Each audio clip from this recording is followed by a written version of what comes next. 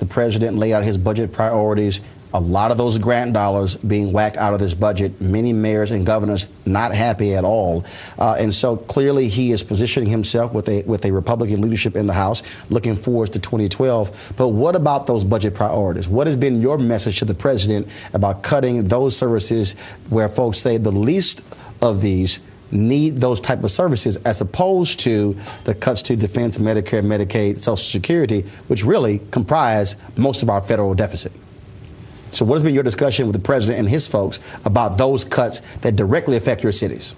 Well, mine frankly, has been that you're never going to cut your way completely out of this. We've got to make the investments, for example, in education. The problem that we have here is we have too many young people who are underachievers, and then they become underachieving adults, and they're really essentially not employable.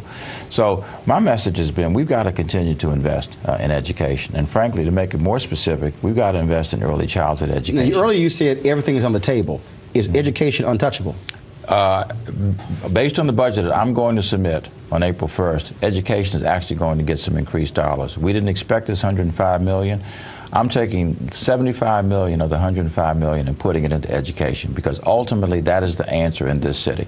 I'm putting a lot of money in early childhood education because frankly what that's going to do is over time it's going to reduce the number of kids we have in special education, the number of kids who wind up in the juvenile justice system, the number of kids in our child welfare system, and those who wind up in criminal justice. Mayor Reed, you're not over your school district. You don't have control over the school board.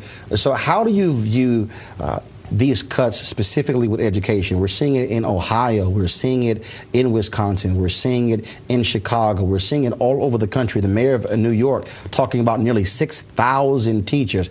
Is cutting education the answer to our budget woes, or is that simply cutting off your arms and legs and then saying, hey, I lost weight?